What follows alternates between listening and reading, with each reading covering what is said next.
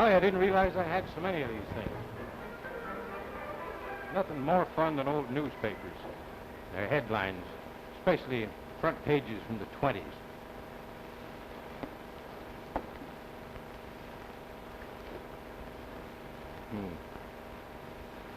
You know, all you have to do is look at a few of them, and you have a complete picture of life in America at that time. After all, what were the 20s? Just a hurry and a passion for newness, anything as long as it was new. Very lively interest in crime and crudeness. That just about covered the front pages of many of the newspapers then.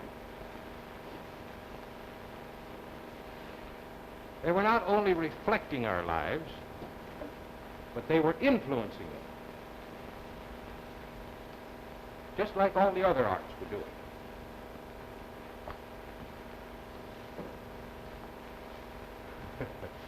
You know, my friends tell me that they keep kidding me about all this stuff I have here. They tell me that only a college professor could ever collect so much junk. Well, I've had a lot of fun out of the things I've collected. Just look at this headline, for instance. This one certainly brings back some memories.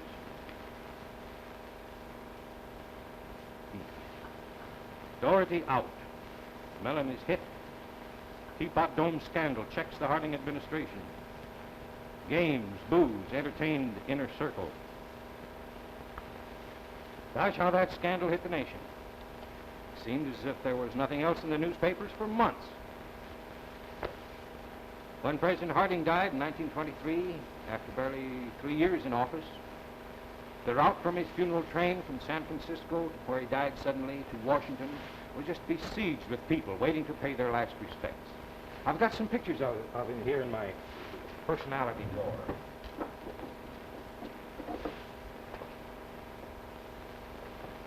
Yes, here's a couple of them. Here he's throwing out the ball in 1921. Here's when he reviewed the troops at Annapolis. While we're looking, I think I've got one here of Calvin Coolidge. Silent Cal, they called him. There he is. He followed Harding to the presidency. Well, at any rate, I was telling you about these headlines. You know, part of Harding's great popularity was due to his hands-off, you do what you want to, I don't care attitude. Now, he carried his trust a little too far, though. How shocked and surprised people were when some of the most ambitious, most fantastic examples of governmental graft ever known were uncovered shortly after his death. And President Harding trusted people too much, and his trust was betrayed. He brought a lot of his friends in as cabinet members, and his friends, as it turned out, were having a lot of fun. And in 1924, the famous Teapot Dome scandal was uncovered. Albert Fall was Secretary of the Interior, and he'd managed to talk the Secretary of the Navy into turning 2 oil reserves that had been set aside for use by the Navy into his department. Well, to make a long story short, Albert Fall sold this land to 2 private oil companies. Well, here he is.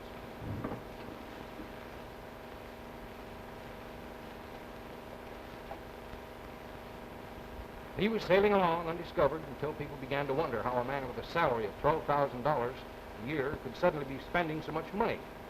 He certainly had it to spend. This Fall personally got $143,000 in cold cash for these transactions. Well, many other scandals were exposed too. The public began to lose their confidence in the public officials. It was rapidly going its own who cares about anything way. And you can hardly blame the people. 5 of the officials or businessmen connected with him went to jail. 5 more commit suicide, and another one went to the insane asylum. One of the few who escaped was Harry Doherty, then Attorney General. Oh, I have a picture of him. This is he. Now, even though he wasn't convicted of anything in particular, his reputation was greatly damaged. Well, here, let's see if we can find some more of these headlines concerning these scandals.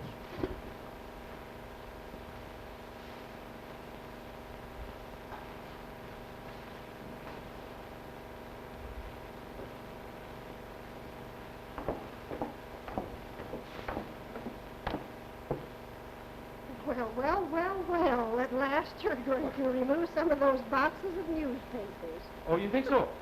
Well, I fooled you there. I'm just getting them in order.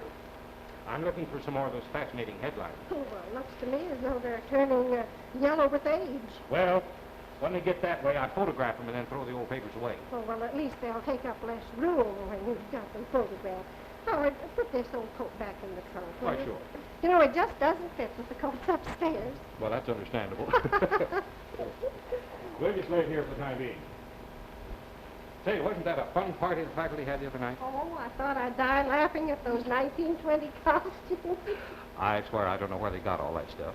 I think there were more moth holes in some of those dresses than there are peepholes in the speakeasy door. Well, you know, the moth holes I can tolerate. But when Professor Morgan and his wife started that shimmy, Oh. I thought I'd split my sides. Well, it's a good thing you didn't. You didn't have too much room to spare in that costume of yours, either. Well, I'll say I didn't. But you know what? I played it smart. Oh, you did? Now, how was that? Well, I saw to it that I sat every time a Charleston came around. Not very sporting. You might have taken a chance with it. The Morgans were having a lot of fun with it. Well, they sure seemed to be. You know, they gave regular exhibitions of the black bottom and the shimmy. And I thought they were doing right well with them, too. Well, yes, but at her age, I don't. Well, you can't blame the gal. After all, she taught dancing for a good number of years. Oh, is that right? Some Eastern university taught modern dancing. Modern dancing? At her age? Well, I didn't think she'd have time to study it. Well, yes, she started along in the mid-20s. I don't mean her age now, I mean the 1920s. Well, you know, I didn't realize that modern dancing went back that far. Oh, yes.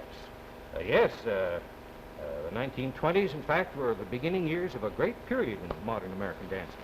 Come to think of it, yes, because Isadora Duncan was before that time. She was the one that was so concerned with her interpersonal experiences.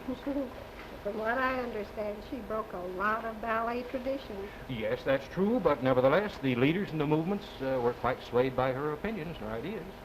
I suppose some of those early modern dancers are still popular, aren't they? Oh, yes, some of them still writing the choreography for Broadway musicals, some giving private recitals and lessons. Well, sure, Martha Graham. Well, she toured with her group just a few years ago. She was one of those who gave recitals in the 1920s, along with Doris Humphrey and Charles Weidman. Oh, well, now, what in particular did they contribute, or what was the significance of their work? Well, you see, these dancers were trying to set dancing up as a creative art, without being an imitating thing, you see. Up until that time, they had imitated, Hindu goddesses, you know, and butterflies and swans and one thing and another. You don't need to demonstrate. I think I understand. Now, about their work, though, was all their creative work in the same style? No, each one made their own separate contribution. Doris Humphrey, for instance, used to stand for hours in front of a mirror and watch the effect of the motion on the muscles, the effect of gravity on them, and so forth. What in the world did she have in mind when she did that? Oh, she was working out some new theories of physics in motion in relation to the dance. Oh. Well, now, these other dancers you mentioned, what did they contribute? Well, now, Charles Weidman did quite a bit to help introduce the male dancer into the picture. And Martha Graham, she approached the dance very independently and created many new patterns. Oh. I believe I have some pictures of her. Like to take a peek? Oh, well, I sure would. Good. I sure would.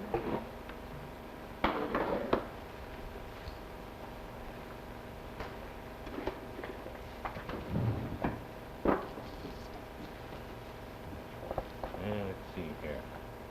Was it the Yes. bottom one? Oh, yes. She's quite striking. Very. Well, sounds to me as though there was a lot of action in the 20s. Were there any more important figures? Well, there was one other important pioneer dancer, Helen Tamiris. And she believed that we should never forget the age in which we're living, that our dancing should be free and spontaneous and dynamic. You know, that sounds like the dance Mrs. Morgan was doing for the faculty party. Yes. Well, of course, it wasn't the same type of dance. Hardly of that caliber, but I'll agree with you. It was spontaneous. Now, how do you suppose she'll start up that dancing group she's always threatening to start? That group among the students? Yes. Hasn't there been some talk about modern dance classes? Yes, pending faculty approval. You know what that means. I remember when dancing first came into the colleges. Frowned on. Oh, well, now, when was that? Dancing was first recognized in education about in 1923 when Margaret Dobler set up a dance major curriculum at the University of Wisconsin. Oh. Well, I can imagine that even then, it took a long while and a lot of talking before the faculty accepted it. Yes, a good deal. A good many years. But after accepted, it really was accepted. You know how faculty members are apt to react to such things. Oh, speaking of faculty members, Howard, the Claytons are coming over tonight. Oh. So I'd better get on upstairs and tidy up that living room a little bit. I'll take care of those newspapers, too.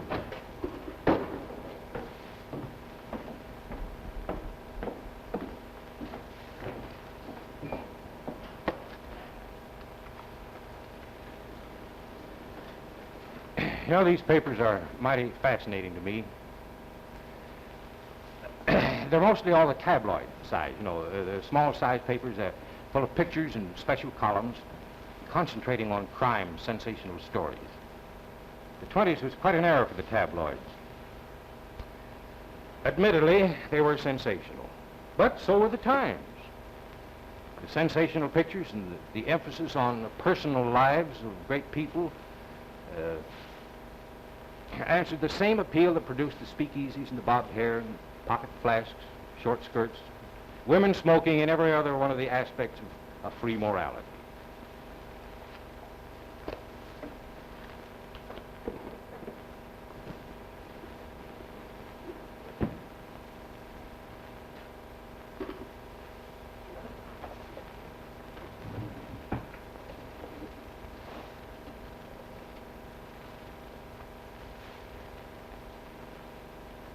Well, here's Al Capone.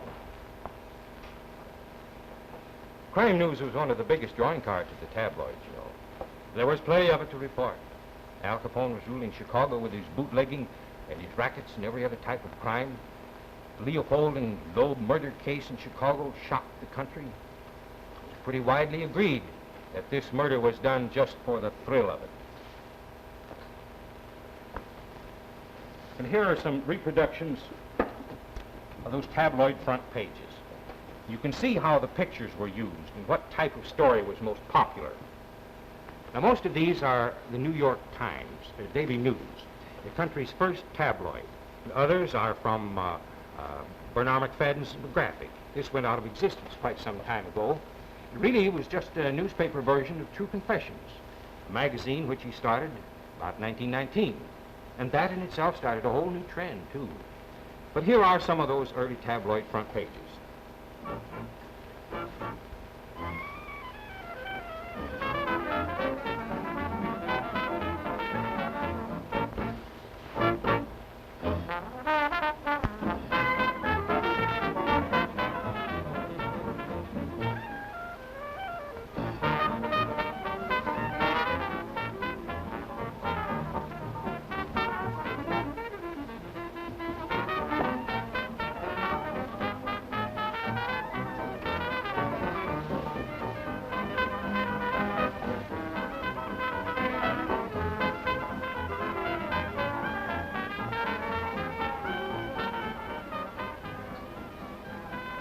Well, there's been a lot of criticism of the tabloid, much of it valid.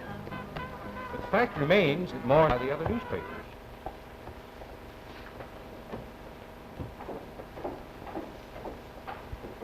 Well, Howard, you left some of your books upstairs. Oh, well, thank you, Esther. I was reading some of St. Lewis's works. Remember that literary discussion we had at the party? How could I forget it? If I hadn't dragged you over to that punch bowl, why, you'd stood there all night discussing literary critics. Well, everything was going all right until George had to get critical. Well, he certainly doesn't think much of the 1920 novels. You know, Howard, I just can't understand Paul. Well, I don't either, because those works did something that no works had done up until that time. They found an audience for a serious book. And they started an entirely new tradition, too, in representing and recording America just as it was and just as it existed. How it could hurt sometimes. You know, Sinclair, I should say, Lewis, described America so well that, well, he didn't even forget a wrinkle on a face or a scratch on the pile of furniture or even a stupid remark from a stupid conversation. He really probed. Right.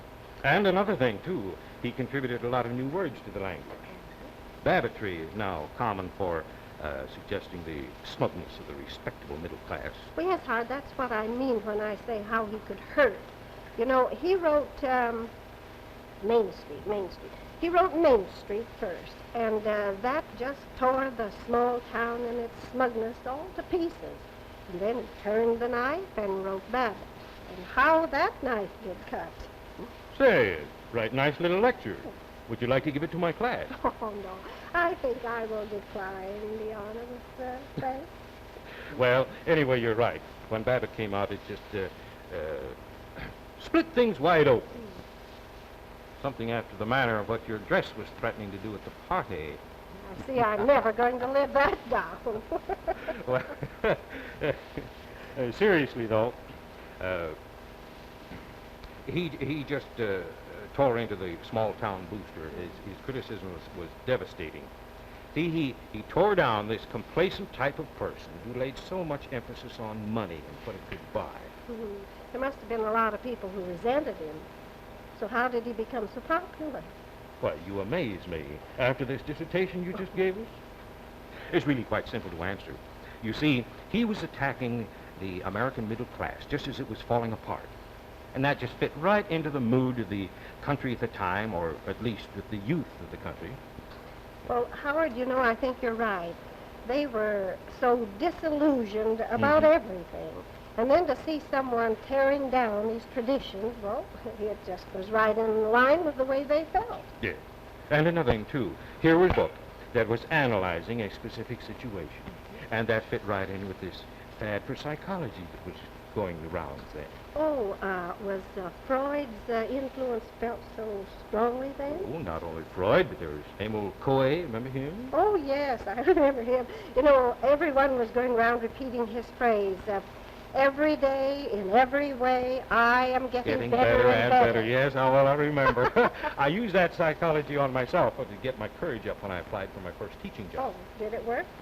Well, look at me now. Oh, well, I'd rather look at Sinclair Lewis. Oh. Have you got a picture of him? Yes, I do have. All right, I go let's right see it.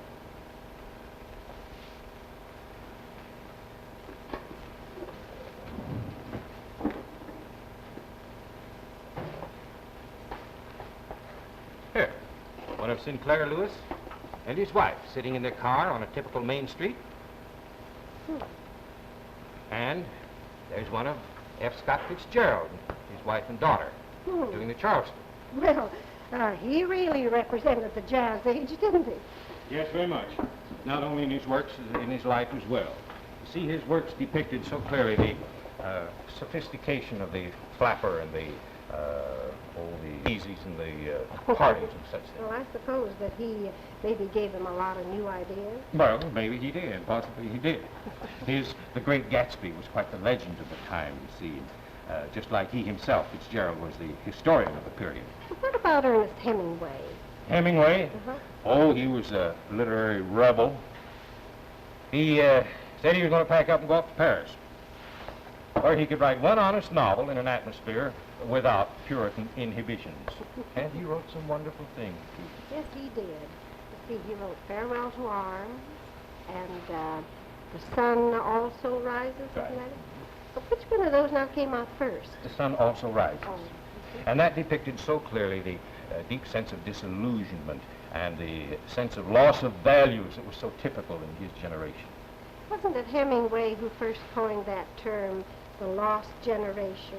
I believe that was Margaret Stein. They were quite friends in Paris when he was over there, and one day she said to him, Yours is the lost generation. That's how it started. You know, she was quite right. That generation did do a lot of strange things. Well, strange things were being done by a lot of people that time. Take the Ku Klux Klan, for instance. Oh, yes, that was really in its heyday in the 20s, wasn't it? You know, Howard, it's just amazing how a thing of that kind could flourish in America. Do you have any pictures? Yes, I believe I do. You know, I just wasn't sure that they took pictures of the Klan. Well, the organization was secret enough, but its activities certainly were not. Here. How uncanny. You know, the Klan's aims were so un-American. Oh, yes, they definitely were. See, they pushed for pure white Americanism and so forth. They wouldn't tolerate Catholics, Jews, Negroes, anything like that. And they would murder and they'd lynch and torture in order to prove their point.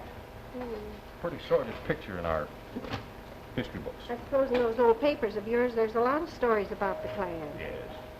Now, I wonder who that can be. Oh, I suppose it's Jimmy. He's coming over to look at some sporting films I told him about. Well, I'll go up, Howard, and see.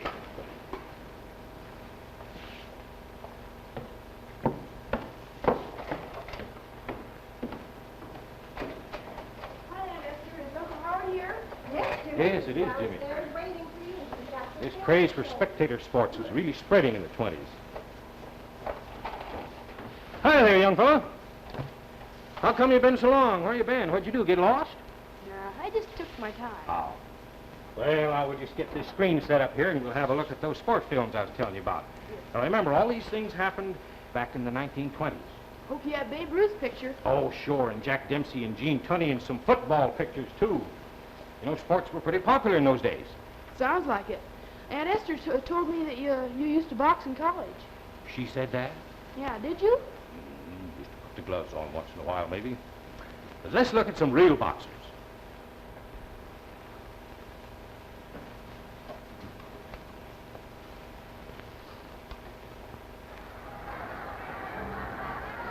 Oh, boy, who's that? This movie is of Jack Dempsey fighting Jess Willard. That's Dempsey in the white trunks. Dempsey became champion and an overnight national hero in this fight. But later he lost his championship to Gene Tunney.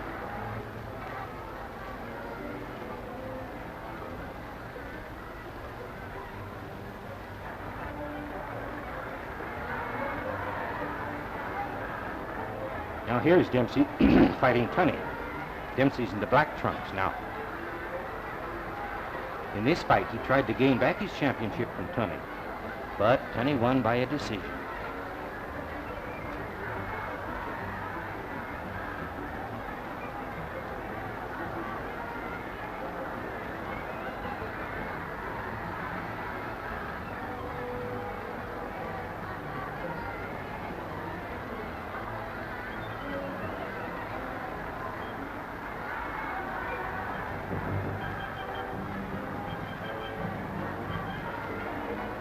Oh, here we go with some baseball. Here's the Cleveland Indians, the New York Yankees when Babe Ruth is with them. See, there's the old Mauler himself right there, the king of SWAT. Yes, sir, now watch him lay for this one. Got a guy on the back fence, maybe. How?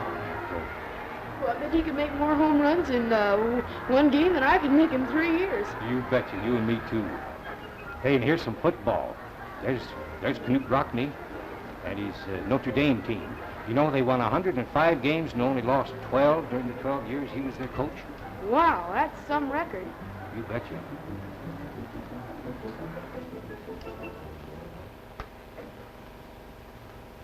Is that all you have? Well, yes, afraid it is.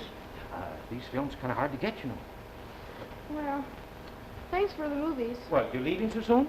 Yeah, I've got a ball game to play myself. Oh, well, for heaven's sake, don't miss that. Bye now. Bye, Jimmy. That boy don't stay in one place 3 minutes. Well, he isn't so far different than a lot of other people. Let's see. We were talking about the 20s, how the times were restless. How people were all for sensationalism. Yes, and those were the times when people were experimenting in all facets of life. The restless experimental spirit of the 1920s seemed to be reflected in the works of the architects of the era. During these booming years, American business grew and there was a rise in the construction industry. Bigger and better office buildings were needed. New apartment houses had to be provided. So real estate became a favorite form of speculation.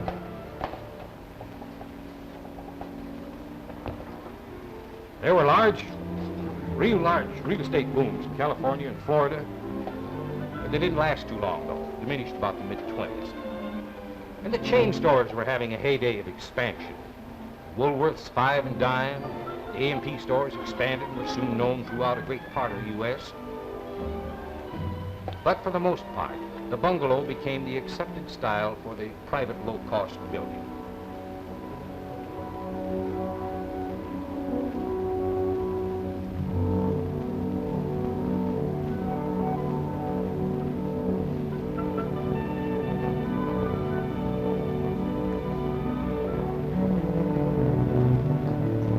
Well, that was the general type of house being built. But there were other instances where true architectural art was being displayed. In the 20s, Frank Lloyd Wright developed a different type of construction. Precast concrete blocks with reinforcements in the joints, and his designs were still far ahead of many of the architects at the time. Numerous architects were following the modernist trend, though. In the late 20s, the Chicago Tribune Tower was designed. Here it is. The designers were John Mead Howells and Raymond Hood. This building displayed the popular modernist trend of using impressive perpendicular lines to accentuate the soaring idea. The architect's plans for this building won a worldwide architectural contest. Another architect who submitted designs for the Chicago Tribune Tower building was Eliel Saarinen. This effectively classical structure influenced architects for years to come. This is one of Saarinen's designs, the Cranbrook Academy in Bloomfield Hills, Michigan. And the art of city planning was closely related to architecture. It, along with the general building trends, made great progress during the 20s. Many cities were zoned, ordinances restricted the type of building that could be erected in certain districts. There was much community planning of towns, and cities were arranged so that houses and apartments were convenient to through-traffic streets. Each town had a community center with schools and stores, recreation areas, facilities for sewage and water supply. Well, I'm just running on and on and on here. Esther's going to murder me if I don't get these things put away. Better get out those newspapers.